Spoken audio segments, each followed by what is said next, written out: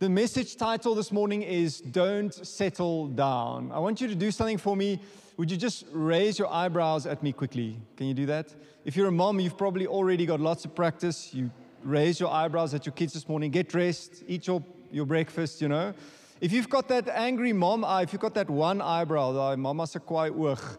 Right, my wife has that. If you've got that, that's even better, okay? But do me a favor, raise your eyebrows at me quickly. There we go. Give me like your angriest, stern eyebrow raise. There we go. Okay. Now keep that look. Hold that. Turn to the person next to you and tell them, don't settle down.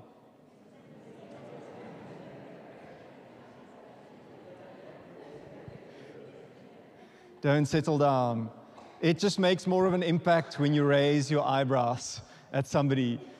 And the message that I want to share with you this morning is based on the idea that God is calling us and urging us on to press into and to step into the fullness that He has for us and to take hold of His blessings and His promises and what's best for our lives in Him, and to resist the urge and the temptation to settle down.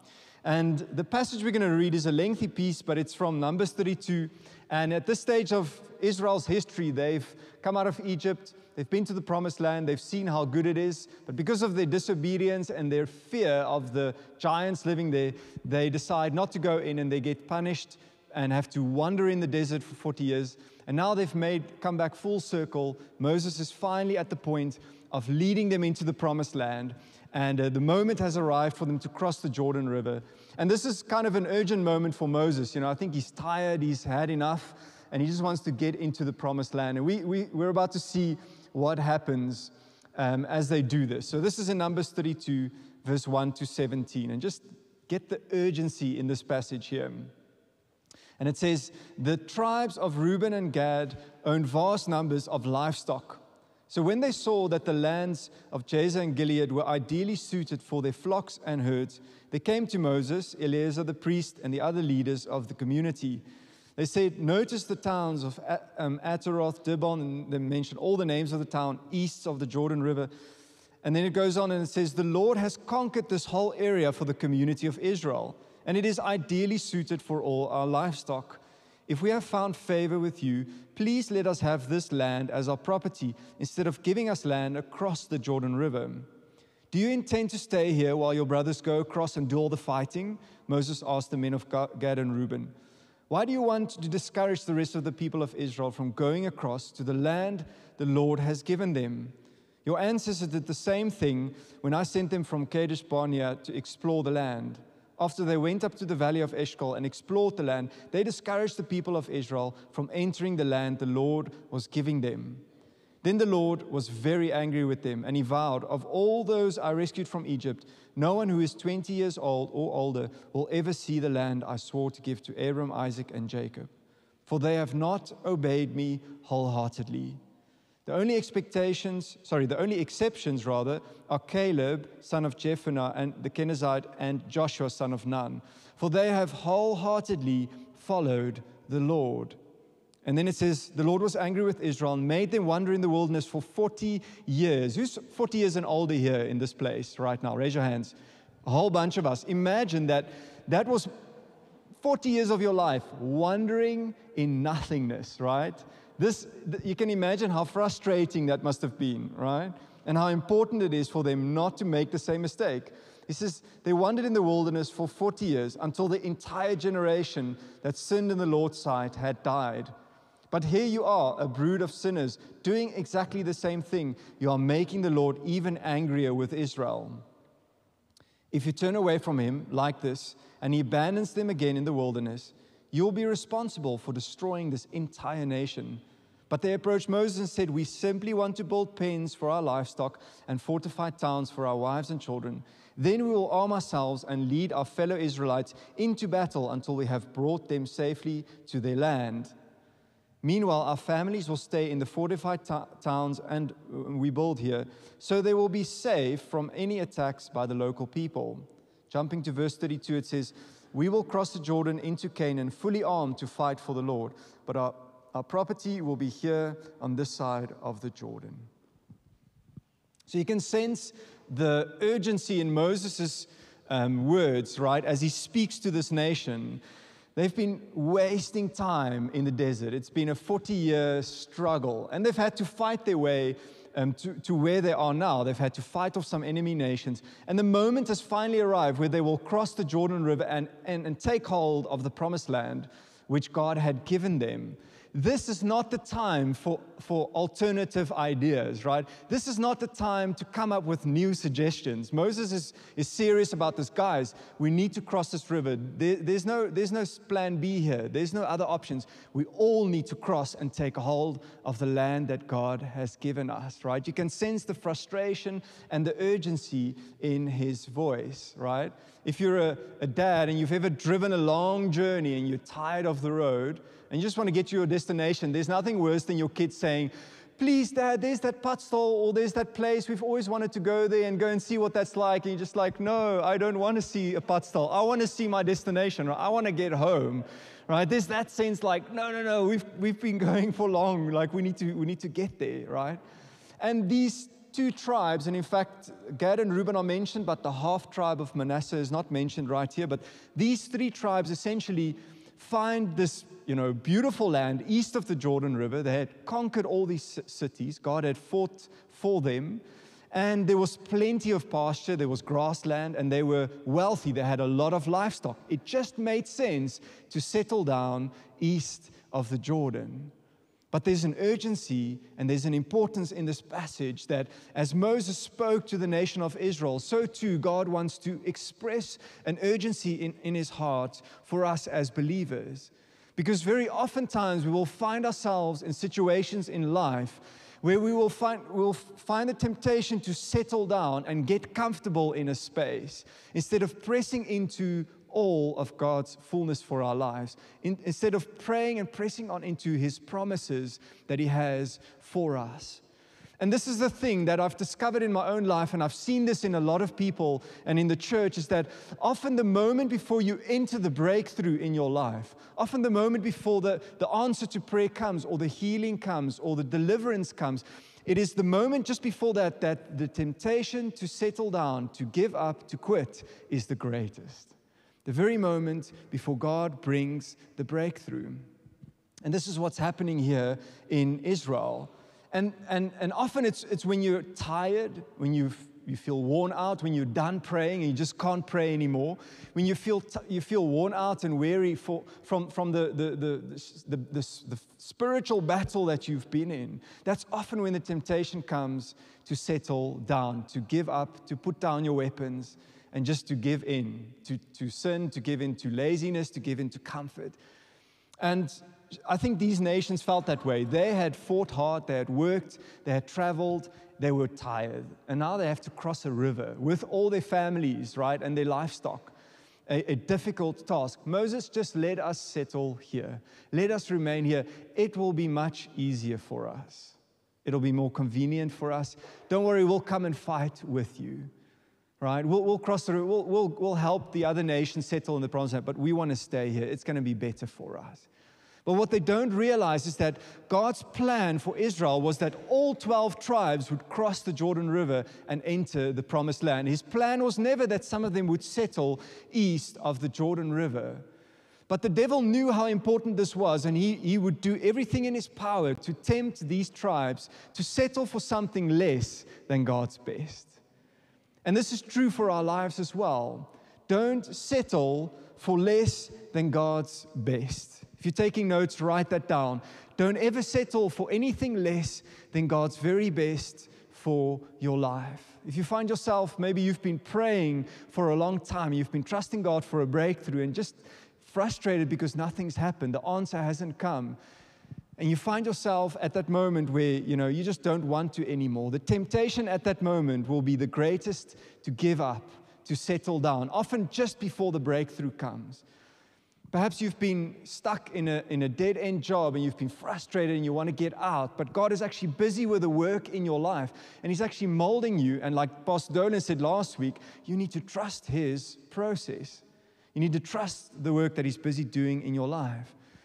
Perhaps you've been frustrated in a marriage that just, there's no more love or intimacy, or you just don't know which way anymore, and you're about to give up. You're done praying, you're done trying, you're done fighting. Can I tell you that it's often at the moment of breakthrough, just before you step into God's breakthrough or promise or His power overflowing in your life, the temptation to settle down will be greatest at that moment.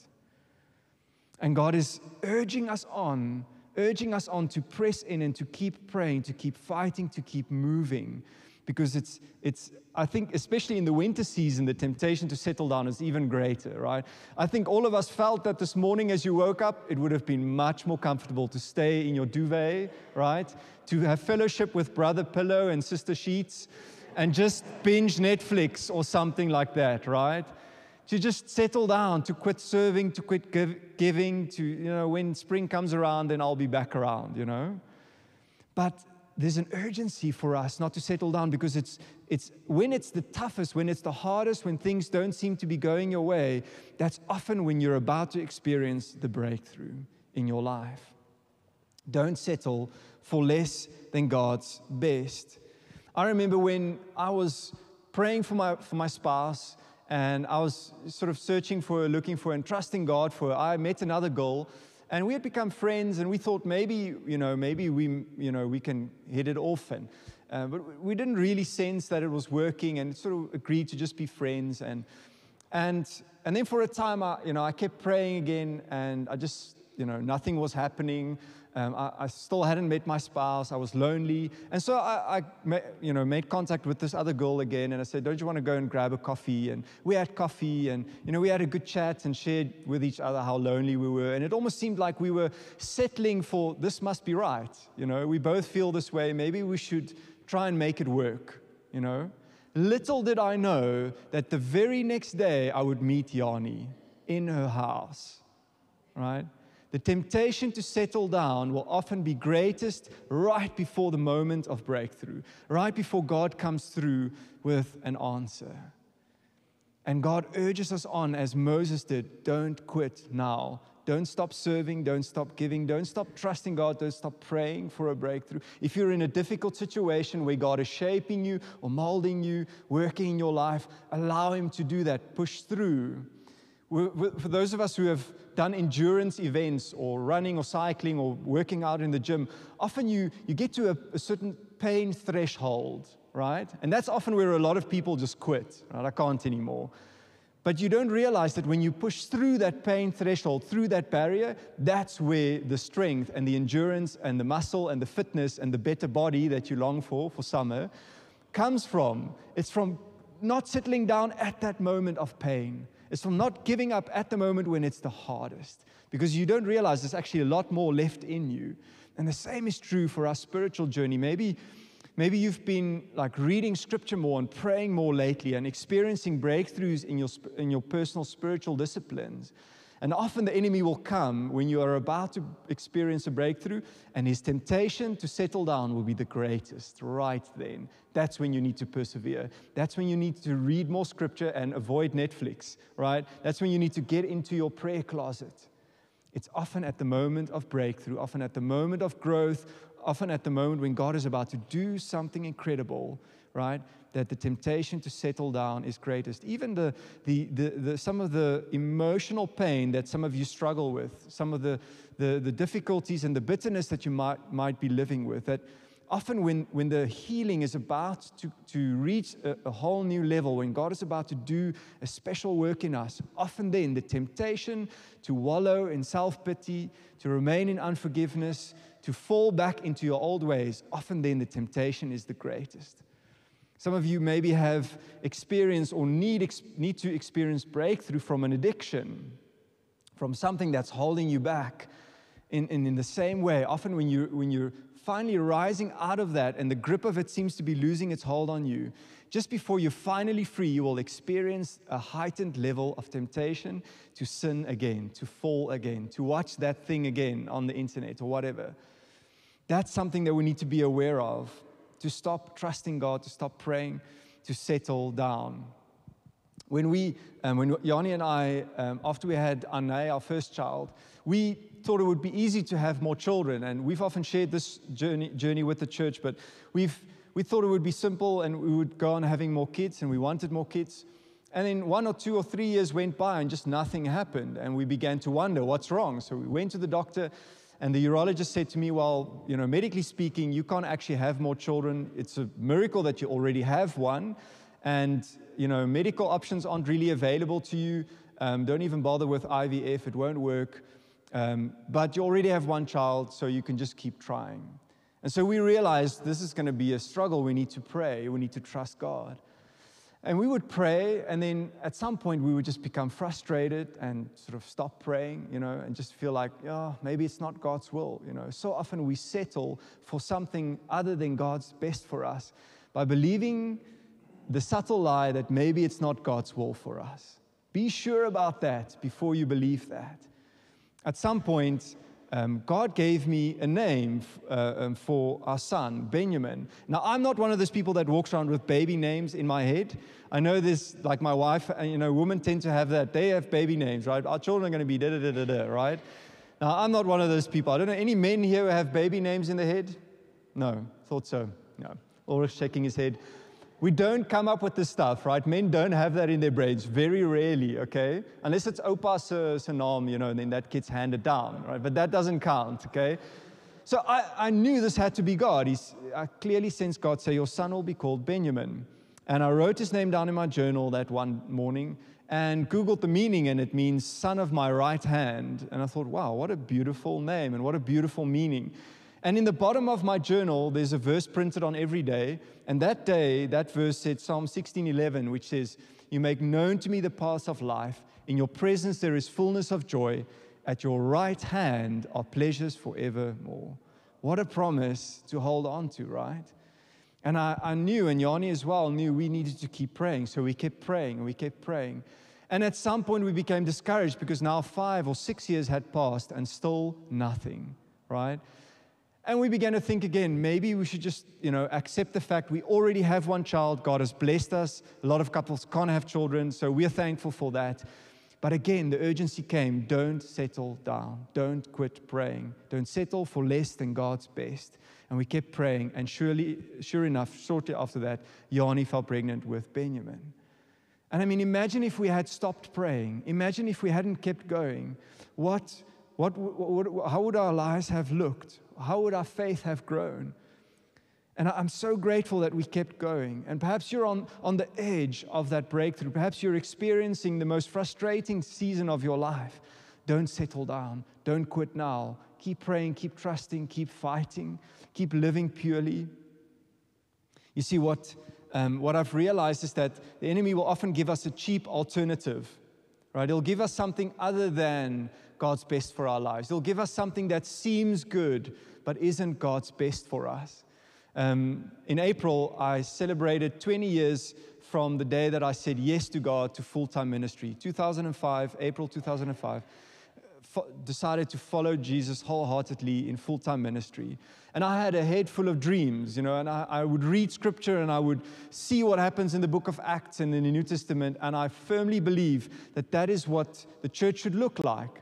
I'm trusting God, and I was at that point trusting God for the fullness of His power, right? For the Holy Spirit to fully work in the church, for miraculous healings to take place as they did back then.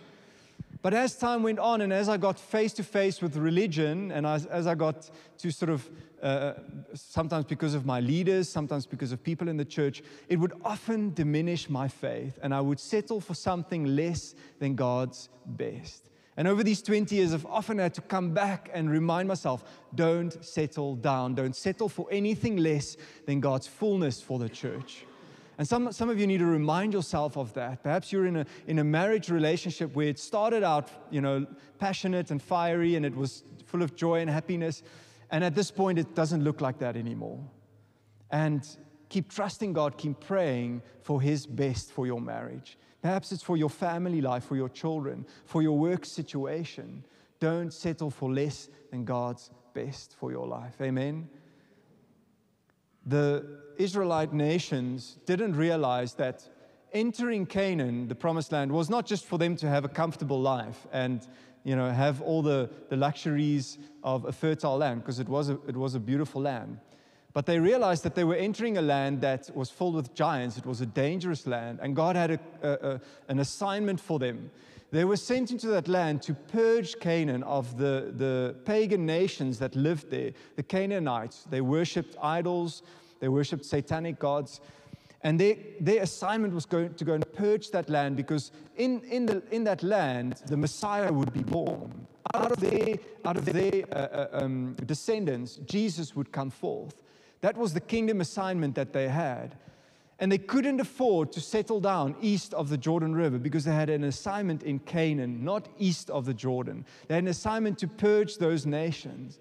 And the same is true for us. The enemy knows that you have an assignment, a kingdom calling in this world, whether that is in your marriage, with your children, at work, at school, wherever you go and meet friends, where you go to work out.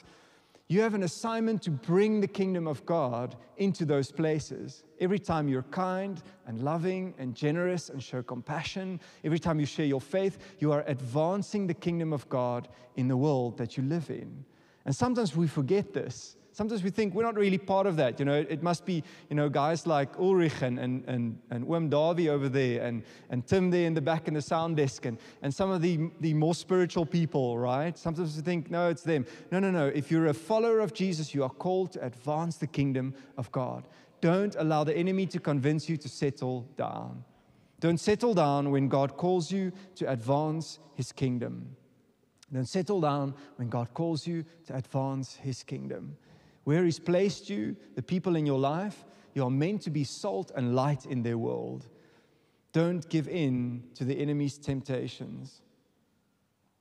The enemy knows that he doesn't have to persecute the church in South Africa, really. I mean, Christians are persecuted worldwide. I read that in the year 2000 alone, 160,000 Christians were martyred for their faith in the world. 160,000 believers were murdered, killed, because of their proclamation of their faith in Jesus Christ, right? There's serious persecution in the world. I don't think the enemy knows he doesn't need to persecute the church in South Africa in order to prevent kingdom advancement. He just has to get us to become really comfortable, right? The enemy knows that if he can, if he wants to win here in South Africa, all he has to do is get us really complacent and to settle down as the church, because then we are no danger to the kingdom of darkness. But when you serve, when you give generously, when you meet in community in small groups, every time you break bread together, every time you love somebody who's hard to love, every time you share your faith, every time you show compassion to people that others avoid, every time you're honest in your conversations, in your business dealings, every time you shine light, you do damage to the kingdom of darkness. And the demons run around trying to figure out, how can we stop this person? How can we keep this Christ follower to be, how can we keep them from being so open and so bold about their faith? How can we shut them off? Oh, I know, let's just get them to really settle down. Let's get them really comfortable and obsessed with their own comfort, their own convenience, their own wealth. Enemy knew this, and he used that tactic on these tribes of Gad, Reuben, and the half-tribe of Manasseh. You see, the enemy's plan is to get you focused on your personal comfort and security. The enemy's plan is to get you focused on building earthly wealth, getting comfortable, making sure you're really well taken care of, your children are well taken care of. And comfort is absolutely the idol of today. David Platt said that comfort is the idol, the greatest idol in the church today. We worship our comfort and our convenience. But if we're going to advance Jesus' kingdom, it's going to mean being uncomfortable sometimes. It's going to be sacrificial. It's going to cost us sometimes. It's going to be inconvenient for your schedule. It's going to mean giving up some things for Him. It's not always going to be easy. If we're going to see growth and development in our spiritual lives, it's going to cost us something. It's going to cost you time. It's going to be effort. It's not going to be easy. These tribes who settle on the east of the Jordan, they come to Moses and they say, we've got all this livestock. They mention their livestock and their wealth before they mention their children and their families. How's that for priorities, right? They're like, they've amassed all this livestock. It's convenient for us. We have pasture land here. We have grazing land here. Let us settle down here. Their priority was their wealth and their security, not advancing the kingdom of God. If we are going to advance the kingdom of God, we must do so wholeheartedly. In a world that is increasingly self-obsessed, increasingly focused on their own security, on their own wealth, we see an increase in unhappiness. And the same is true in the church. We were not made to focus in on ourselves. We were not designed by God to be obsessed with our own needs and our own comfort and our own security and our own wealth. We were created to look outwards, to bless others, to be kind to others, to give. We were meant to be compassionate and loving towards other people, serving other people. That's where happiness flows from, when you begin to shine outwards. These tribes had become inwards focused. And just to repeat verse 32, it says how they respond to Moses. They say, "We will cross the Jordan into Canaan, fully armed to fight for the Lord. But our property will be here on this side of the Jordan." They were half-hearted in their approach. All the other tribes said, everything we have, it's going across. No matter what the cost, we will bring it into the promised land, because that is what God has for us. These tribes are like, we'll come and fight, but our families and our flocks will remain safely on this side of the Jordan, right? Not wholehearted.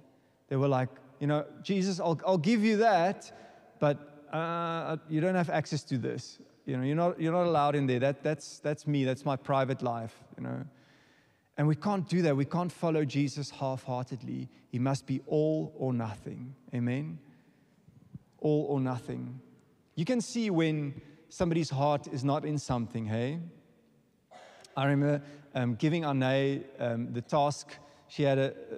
She has the chore at home to unpack the dishwasher. And I remember in the beginning, we give her that task to unpack the dishwasher, and she'd be happy to have something. This is her task. So she'd hop over to the dishwasher, unpack, one plate at a time. Anyone else, kids, do that? One plate. And I'm like, man, that is so inefficient. Just grab the whole tray, Anybody else who does one trip from the car with your groceries, right? Not 2 trips, 1 trip. Some efficient people in the house. Right, but anyway, I had to leave her. She's just 1 plate at a time. It takes forever, but anyway.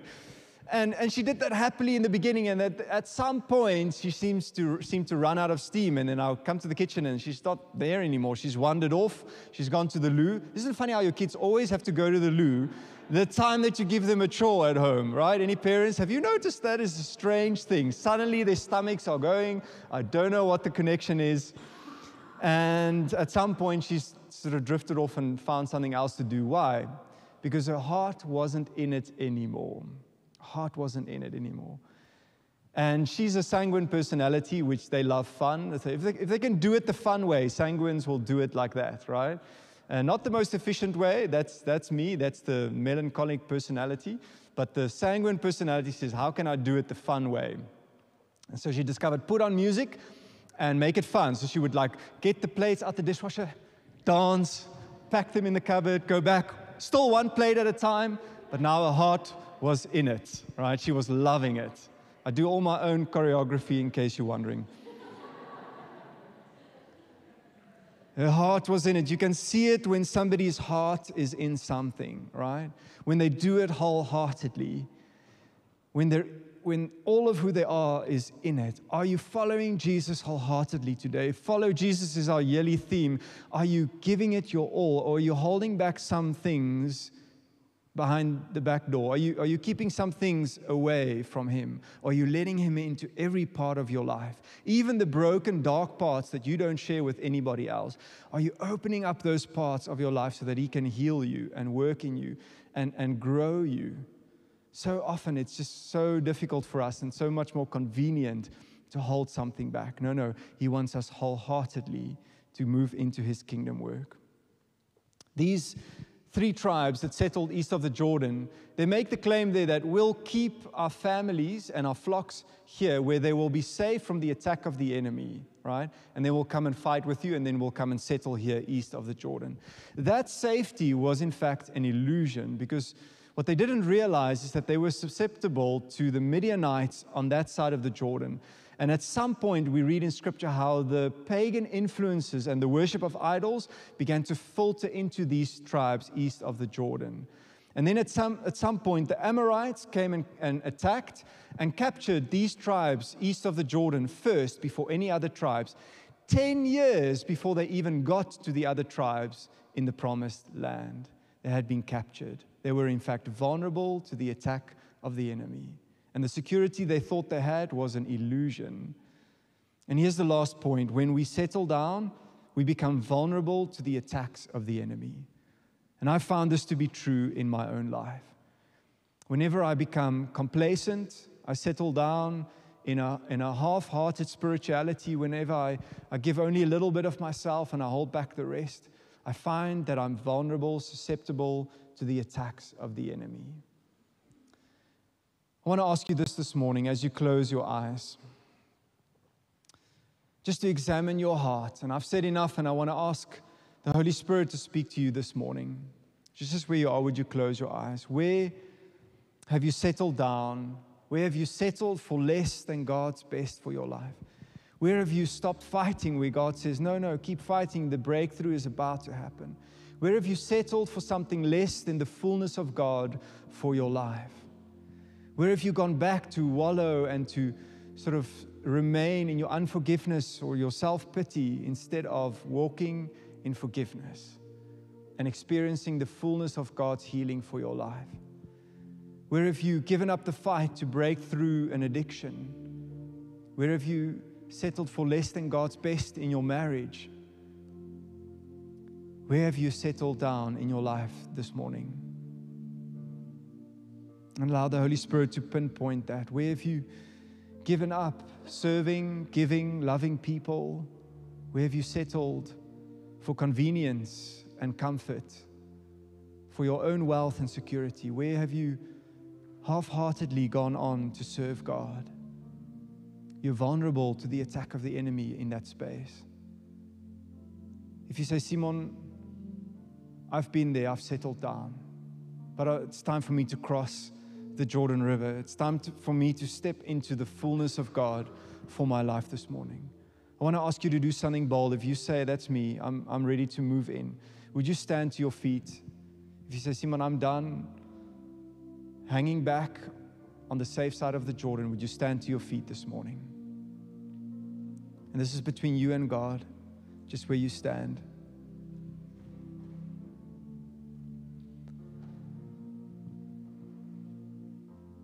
And just where you stand, would you confess to God this morning, whatever that may be for you, and just say, Lord Jesus, I'm so sorry. I'm sorry for settling down. I'm sorry for choosing half-heartedness. I'm sorry for becoming complacent. I'm sorry, Lord, for allowing things in my life that don't belong there. I'm sorry for worshiping my own comfort and my own wealth over you. I'm sorry for only giving you a half-hearted faith, a half-hearted commitment. Would you confess that to Him this morning? And then ask for the strength and the courage to follow Him wholeheartedly, to keep praying, to keep fighting, to keep going. Ask the Holy Spirit to strengthen you and to fill you with boldness and courage to cross that Jordan River, whatever that may look like for you this morning. Holy Spirit, we need your strength right now. For every person standing here, I thank you that there's grace and forgiveness for them. I thank you that they don't have to walk in guilt and condemnation anymore, Jesus, because you gave yourself on the cross for that. And it's been settled. Our debt has been paid. Thank you, Lord Jesus, that in place of guilt and condemnation, there can be freedom and love and joy. And thank you for the strength and the courage that we need now, Holy Spirit, to step into the fullness that you have for us. Lord, may we be aware of the counterfeit things that the enemy throws our way. May we be aware of those temptations to settle down, to settle for less than your best for us, to give in to what's comfortable, what's easy, what's pleasurable right in the moment, to press in, Lord, into all that you have for us. I thank you, Lord God, that you strengthen us through your Holy Spirit. And if that's for you, then just extend your hands for a moment and just invite the Holy Spirit to strengthen you, to make you bold, to give you the courage that you need to move into that space. Thank you, Lord God.